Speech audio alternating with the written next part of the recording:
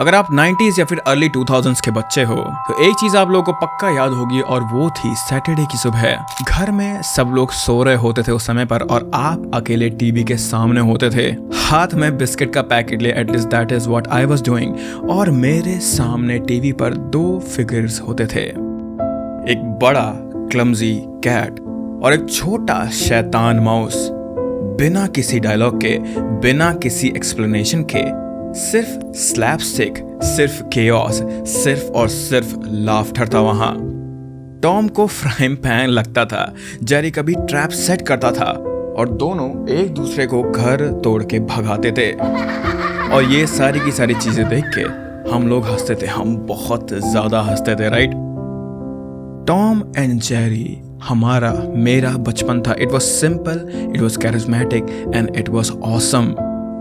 उस वक्त हम में से किसी ने भी नहीं सोचा था कि इन दो कैरेक्टर्स की दुनिया के अंदर कुछ और भी छुपा हो सकता है, कुछ ऐसा जो कभी भी किसी के सामने नहीं आएगा, या फिर जब आएगा भी तो किसी को समझ नहीं आएगा।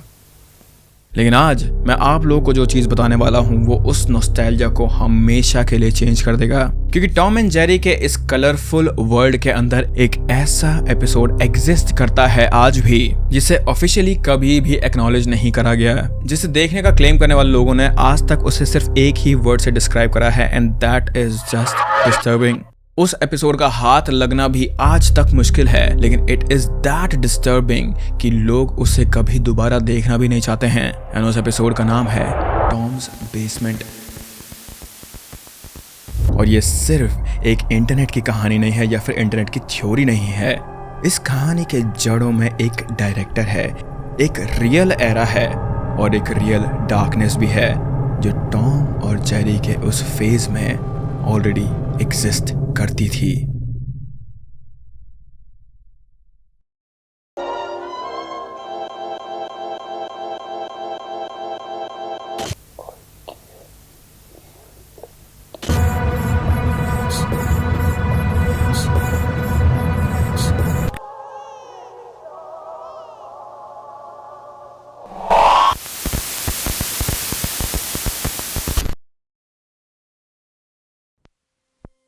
टॉम और जेरी की शुरुआत हुई थी 1940s में। विलियम हैना एंड जोसेफ बारबेरा दोनों MGM स्टूडियोज के एनिमेटर थे और उन्होंने एक सिंपल आइडिया पिच करा, एक कैट और एक mouse, and they did not need a word and this animation did not even need a back story, they were just gonna chase each other. और इस आइडिया के लिए MGM ने हाँ बोल दिया था उन्हें। पहला एपिसोड था पुस गेट्स द बूट। वो रिलीज हुआ और रिस्पॉन्स इतना ओवरवेलमिंग था कि हैना और बारबेरा को एक फुल सीरीज बनाने का मौका मिल गया था। अगले 2 डेकेड्स में उन्होंने 114 शॉर्ट्स बनाए थे, 7 अकेडमी अवार्ड जीते थे और टॉम एंड जेरी दुनिया के मोस्ट रिकॉग्नाइज्ड कार्टून कैरेक्टर्स बन गए थे। और टू बी ऑनेस्ट वो अभी भी काफी ज्यादा रिकॉग्नाइज्ड कैरेक्टर्स हैं। ये वो एरा था जो आज भी लोग फॉन्डली याद करते हैं। एंड इन माय ओपिनियन सच में ये कार्टून का एक बहुत ही ज्यादा गोल्डन एरा था। एनिमेशन काफी ज्यादा स्मूथ थी, यहाँ पर वाइब्रेंट कलर यूज होते थे, there was no violent, there were things exaggerated, but still it was catered to the kids, so obviously इनका ऐसा बनना जरूरी था। हम सभी को ये सारी चीजें याद होंगी कि कैसे जेरी टॉम को परेशान करता था, उसे कभी हैमर से मारता था तो कभी बॉम्ब से उड़ा देता था, कभी रेलिंग पे क्रैश करा देता था, और फिर भी वो नेक्स्ट सीन में हमेशा बिल्कुल ठीक हो जाता था। You know, a kind of a reset और you can say a clean slate. यही टॉम एंड जेरी का मैजिक था, क्योंकि उनकी दुनिया में कॉन्सिक्वेंसेस इतना ज्यादा एग्जिस्ट नहीं करते थे। लेकिन 1958 में कुछ ऐसा हुआ जिसने इस सब को बदल दिया।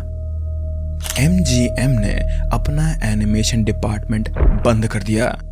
हैना और बारबेरा को रिलीज कर दिया गया था यहाँ से, और स्टूडियो ने टॉम और जेरी की सीरीज को एक चेकोस्लोवाकियन डायरेक्टर को दे दिया था जिनका नाम था जीनी तेइच। जीनी टैलेंटेड थे ऑब्वियसली, लेकिन वो टॉम एंड जेरी को नहीं जानते थे वैसे, और ये क्लियरली बाद में शो करने लगा था। 1961 से 1962 के बीच उन्होंने 13 एपिसोड्स बनाए थे और इन 13 एपिसोड्स ने हर उस इंसान को अनकंफर्टेबल कर दिया था जिसने भी टॉम एंड जेरी को पहले देखा था।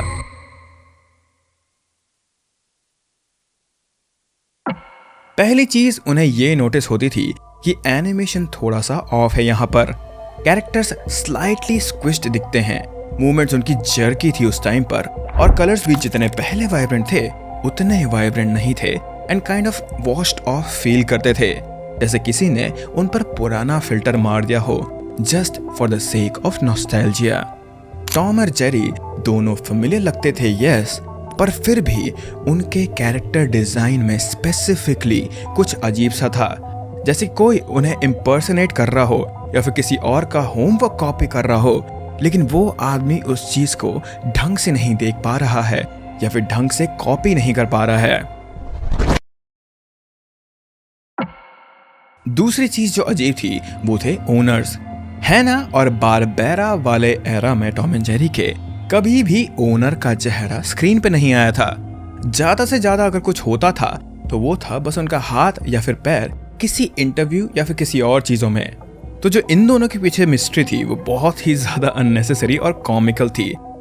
लेकिन दी एज के एपिसोड्स में ओनर का एक फुल कैरेक्टर बनाया गया था, मोटा गुस्से वाला अग्रेसिव आदमी, और वो टॉम को जिस तरह ट्रीट करता था वो कभी कभी बिल्कुल कार्टूनिश नहीं लगता था। It was uncomfortably very real.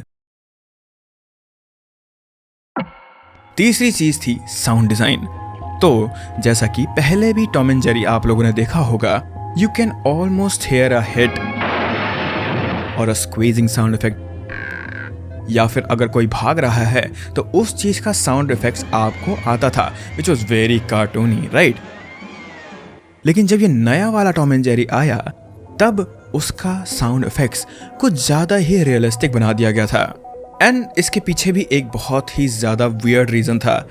जब इस शो की प्रोडक्शन हो रही थी, ऑफ कोर्स ये बात है डीएच के अंदर, तब इसके कुछ साउंड इफेक्ट्स या फिर कुछ बैकग्राउंड म्यूजिक सीधा का सीधा इंपोर्टेड थे किसी और कार्टून शो या फिर किसी और रियलिटी शो से। सो बैकग्राउंड स्कोर्स हो गए या फिर जितने भी ये चेयरफुल म्यूजिक हो जाते थे वो सारे के सारे कहीं और से उठाए गए थे, जो कि हैना और बारबेरा के विजन से बिल्कुल अलग थे। ये 13 एपिसोड्स आज भी देखे जा सकते हैं बाय द वे। ये ऑफिशियली रिलीज हैं and they are even saved, और फैंस ने कभी इन्हें फुल्ली एक्सेप्ट नहीं करा है for some good and some bad reason. लेकिन जो मैं अब बताने वाला हूँ वो ऑफिशियली रिलीज नहीं है।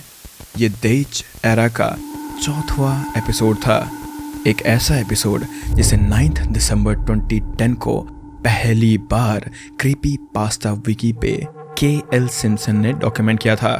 स्टोरी ये थी कि जेनी डेच जो अपने कॉन्ट्रैक्ट से बाहर निकलना चाहते थे उस समय पर, जो कि टॉम एंड जेरी से जेन्युइनली अनहैप्पी थे उस समय पर, उन्होंने डिलिबरेटली एक ऐसा एपिसोड बनाया जो इतना डिस्टर्बिंग होगा या फिर होने वाला था, इतना ज्यादा गलत होगा कि MGM खुद उनका कॉन्ट्रैक्ट टर्मिनेट कर देंगे। एक वेपन बनाया उन्होंने उस मीडियम से कि जो उन्हें खुद ट्रैप करके रख रहा था। So basically Tom and Jerry तो अब उनकी आज़ादी के लिए यही एपिसोड उनकी मदद करेगा, और उस एपिसोड का नाम था टॉम्स बेसमेंट। तो आखिर क्या था इस एपिसोड में, कैसे शुरू हुआ था ये एपिसोड, और क्या है वो चीजें जो इस एपिसोड को इतना डीपली डिस्टर्बिंग बनाती है कि लोग आज भी इसके बारे में बात करते हैं। एपिसोड का पहला शॉट था टॉम का घर, वही फेमिलियर हाउस जो तुम लोगों ने हजारों बार देखा होगा, लेकिन पहले फ्रेम से ही कुछ ऑफ लगता है इस एपिसोड में। अगेन कलर्स तो डिग्रेडेड थे ही डेज एरा की, जैसे मैंने पहले तुम्हें बताया था, लेकिन जैसे ही वहां पर टेप जैसा कुछ नजर आता है या फिर टेप प्ले होता है तब डिटेल्स थोड़ी सी घिसी हुई लगी थी। Now just for you to visualise this thing, घिसे हुए से मेरा कहने का मतलब है let's say there is a black line, Tom के कैरेक्टर की ब्लैक लाइन है। तो अब अगर हम इसी वीडियो को बार बार यूट्यूब पे अपलोड करते रहेंगे तो वो जो ब्लैक लाइन होगी वो काफी ज्यादा पिक्सेलेटेड हो जाएगी। वैसा ही एग्जैक्ट इफेक्ट उस एपिसोड में टेप के प्ले होते ही नजर आया था। इस चीज का क्या रीजन है मुझे नहीं पता, इस चीज के पीछे क्या रीजन था ये भी मुझे नहीं पता। So do let me know in the comment down below, तुम इस बारे में क्या सोचते हो? क्या डेज ने इसे कहीं और से कॉपी करा या फिर कहीं और से रीअपलोड करा था? Whatever you think about it, do let me know again. So episode play होता है।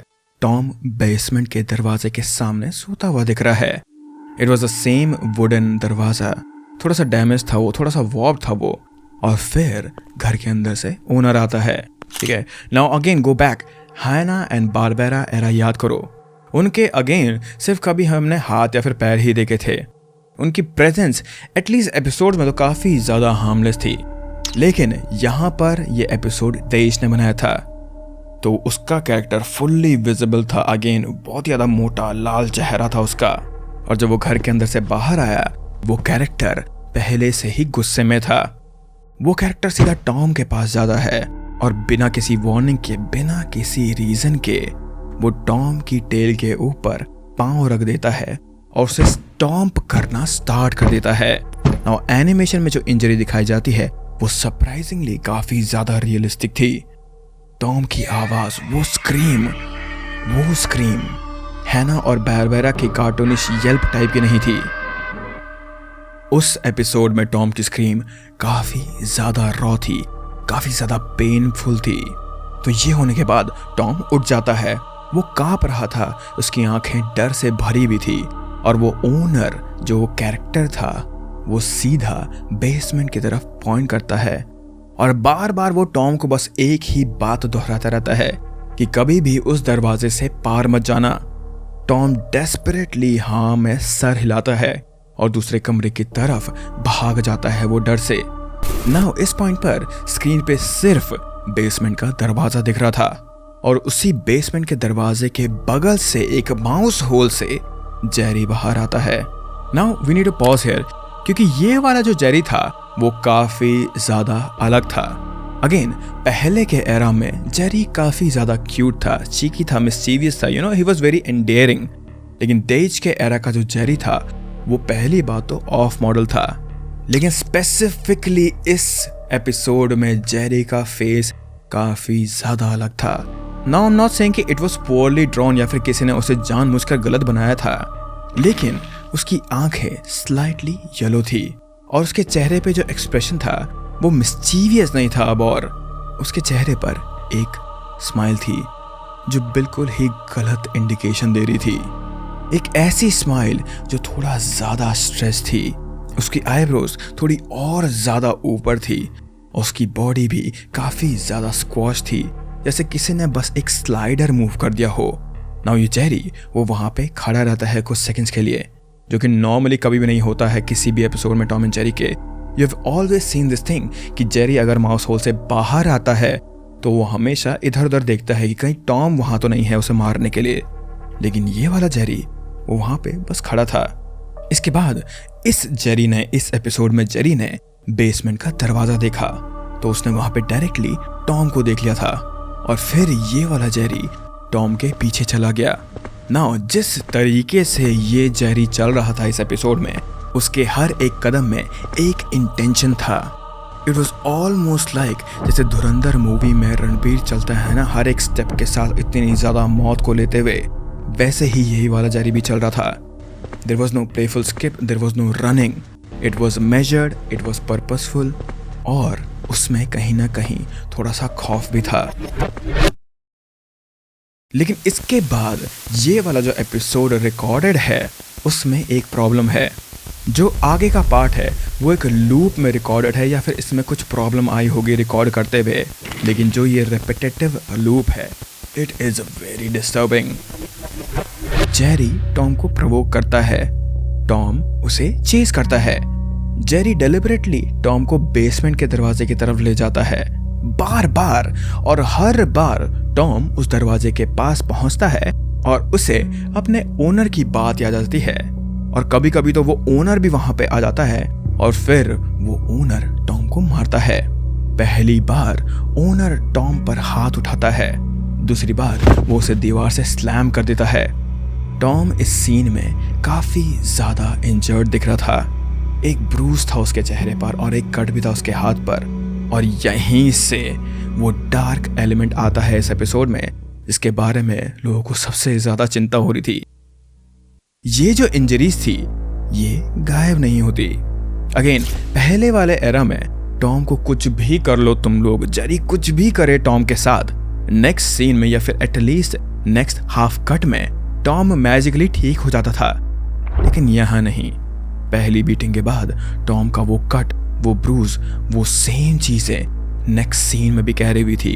और हाफ कट के बाद भी ये सारे के सारे ब्रूजेस उसके शरीर पर रहे थे। दूसरी बार जेरी फिर वही करता है। टॉम को फिर उस दरवाजे के पास लेकर जाता है वो, and again the same thing happens.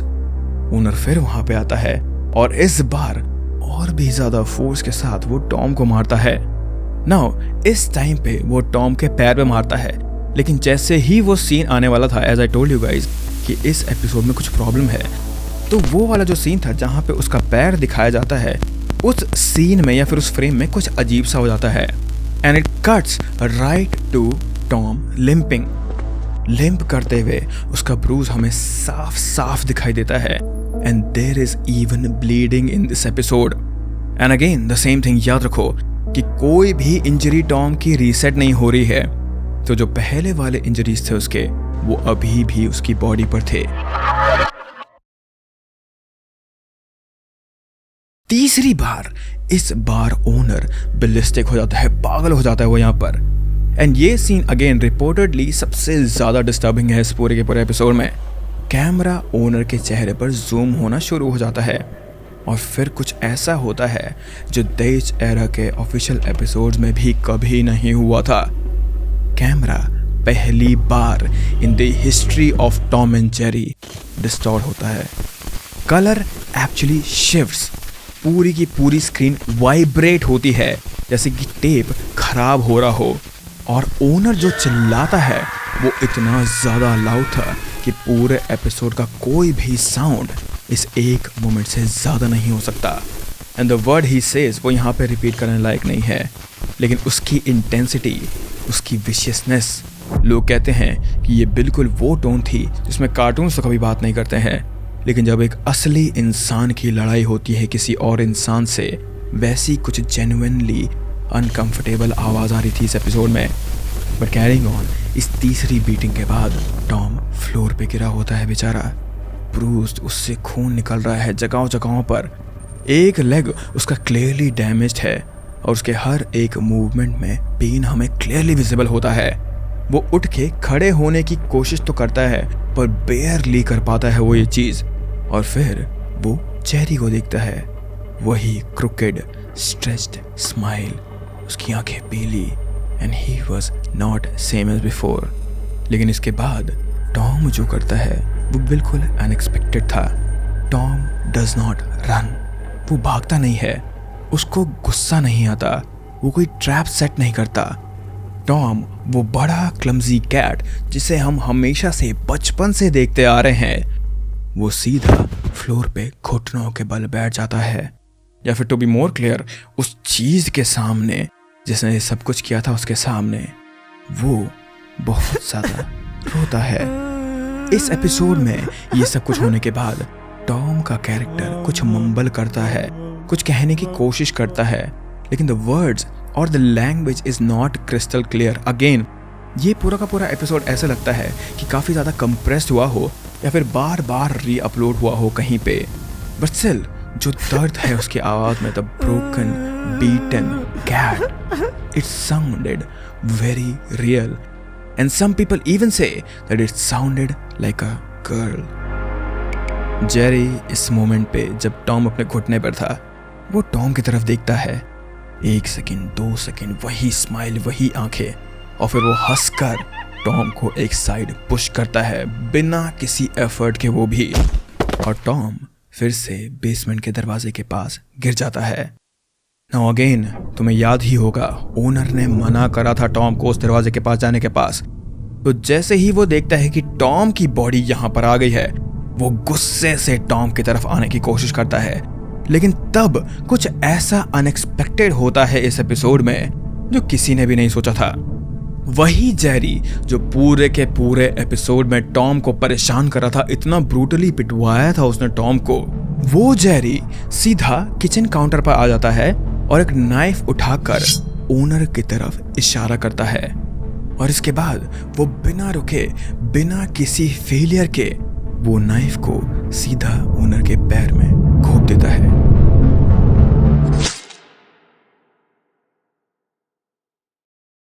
Now this is a kids cartoon and मुझे पता है कि अगर तुम लोगों ने इस वीडियो पे क्लिक करा था तो तुम लोग ये चीज तो एक्सपेक्ट नहीं कर रहे थे कि जेरी या फिर कोई भी कार्टून कैरेक्टर ऐसा करेगा, but this was even described for this specific episode as surprisingly graphic for a cartoon OW।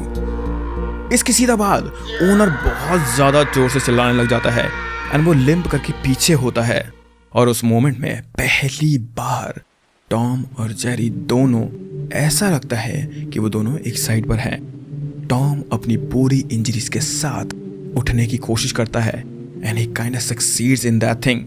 वो जेरी की तरफ देखता है और टॉम मुस्कुराता है।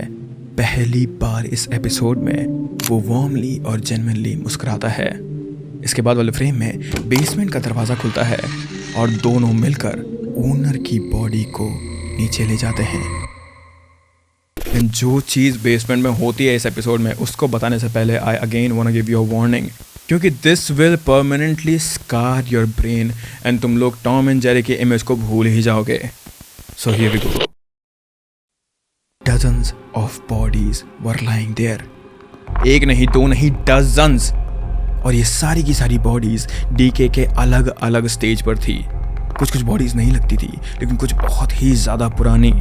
ये अलग अलग साइज की थी, छोटे बड़े, किसी के हाथ नहीं थे, किसी के पैर नहीं थे, और ये जिस क्लियरली विजिबल थी कि इन सब के साथ कुछ ना कुछ बहुत बुरा हुआ है। ये यहाँ कितने टाइम से थी, इन्हें यहाँ कौन लाया था, ये ओनर आखिर था कौन, ये बेसमेंट कितनी कहानियों का एंड था, कितनी जिंदगियों का एंड था। एपिसोड कभी भी इस चीज का जवाब नहीं देता है, लेकिन वो बॉडीज वहां हैं, बस वहीं हैं, और स्क्रीन पर उन्हें बिल्कुल क्लिनिकल तरीके से दिखाया गया था। There was even no music, no reaction shot, बस the pile over there. Owner की बॉडी पाइल में चली जाती है। द नेक्स्ट शॉट इज कि टॉम एंड जेरी स्टेयर से वापस आ रहे हैं। टॉम जेरी को देखता है, ही सीम्स ग्रेटफुल। वो पहली बार शायद से ऐसा फील कर रहा होगा कि उन दोनों के बीच में क्या पता एक फ्रेंडशिप है। वो हाथ बढ़ाता है जेरी की तरफ और जेरी वो हाथ पकड़ लेता है।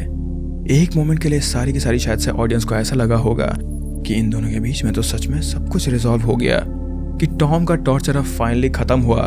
एक अब्यूजिव मॉन्स्टर यहाँ पे रोक दिया गया था कि शायद इन दोनों के बीच में कुछ रियल है, कुछ जेन्युइन है। एंड इस फ्रेम में let me add this thing, इस फ्रेम में जेरी की स्माइल एक सेकंड के लिए ऑलमोस्ट नॉर्मल लगती है, लेकिन फिर वो स्माइल वापस वैसे ही बन जाती है, स्ट्रेच्ड, रॉन्ग, टू वाइड। वही येलो आंखें वापस जेरी की आ जाती है और एक तरीके से शिफ्ट हो जाती है। टॉम जेरी की तरफ देखता है और वो ये शिफ्ट होते हुए देखकर थोड़ा अब घबराने लगता है। लेकिन इस मोमेंट पे पता नहीं टॉम को क्या हुआ, उसे अचानक से एक यूरेका मोमेंट होता है या फिर कुछ रियलाइज होता है, and he thinks to himself कि मुझे सब कुछ समझ आ गया। मुझे जेरी के बारे में, ओनर के बारे में, हर एक चीज के बारे में, इस घर के बारे में सब कुछ समझ आ गया है। और फिर टॉम धीरे से बोलता है, bye the way this was the first time जब वो पूरे के पूरे एपिसोड में कुछ बोला था। वो एक deep, slightly distorted, ghostly voice में कुछ कहने की कोशिश करता है, and the words were, don't you believe me. Jerry का हाथ टॉम की कमर में जाता है नाइफ के साथ। टॉम की बॉडी धीरे धीरे करके सीढ़ियों से नीचे गिर रही थी। टॉम की बॉडी भी पाइल में चली जाती है, बाकी सबके साथ, बाकी सबके पास। जेरी स्टेयर्स से ऊपर आता है बेसमेंट का दरवाज़ा बंद करता है और घर के बाहर चले जाता है। और उसके बाद वहाँ पे हमें नेक्स्ट शॉट में उस घर के सामने फॉर सेल का साइन दिखाई देता है और जेरी वहाँ पे हंस रहा होता है। वो एक बार पीछे मुड़ के घर को देखता है और 1 सेकेंड के लिए, जैसे कोई कॉन्ट्रैक्टर अपना कंप्लीटेड प्रोजेक्ट देखता है राइट, वैसे ही देखता है वो इस घर को और फिर वो चला जाता है। And the next scene was just black screen. कोई क्रेडिट्स नहीं थे यहाँ पर, कोई म्यूजिक नहीं था, कोई प्रोवी नहीं था। There was nothing, there was just darkness and that is it. जिन लोगों ने भी ये एपिसोड को देखा था या फिर क्लेम किया था कि उन्होंने ये एपिसोड देखा है, उनका रिएक्शन फॉरम्स पे, रेडिट पे, क्रीपी पास्ता विकी में हर जगह कंसिस्टेंट पैटर्न फॉलो करता है। पहला रिएक्शन ये है कि किसी को भी बिलीव नहीं होता कि ये टॉम एंड जेरी का एपिसोड हो सकता है। दूसरा रिएक्शन ये होता है कि लोगों को बहुत ही ज़्यादा डिस्कम्फर्ट हुआ था ये एपिसोड को देखकर। लेकिन तीसरे जो लोग हैं जो इस पूरे के पूरे ग्रुप में आते हैं वो हैं scepticals and I am one of them. मुझे भी इस बात पे बिलीव करना थोड़ा सा मुश्किल होता है कि एक ऐसा एपिसोड दुनिया में है जो कि स्पेसिफिकली एक ऐसे आदमी के लिए बनाया गया था जो कि बस अपनी जॉब से बाहर निकलना चाहता था। अगर वो चाहता तो वो MGM से बात भी कर सकता था, खुद को वहां से खुद निकलवा सकता था, लेकिन उसने ये ऐसा नहीं करा।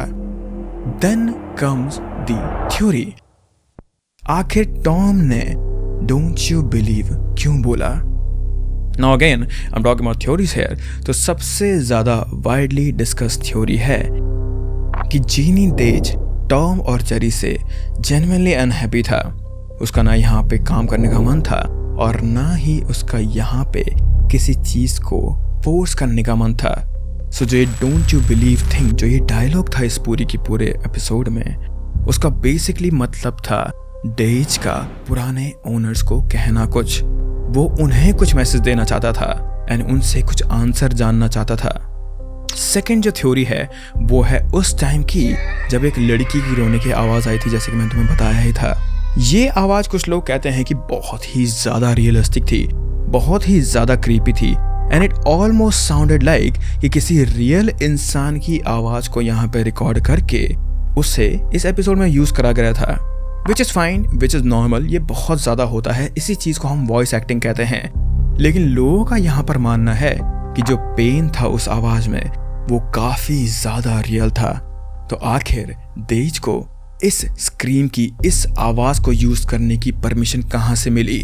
क्या उसने ये आवाज़ फोर्सफुली यहाँ पर डाली थी या फिर क्या ये उसके किसी पर्सनल विक्टिम की आवाज़ थी?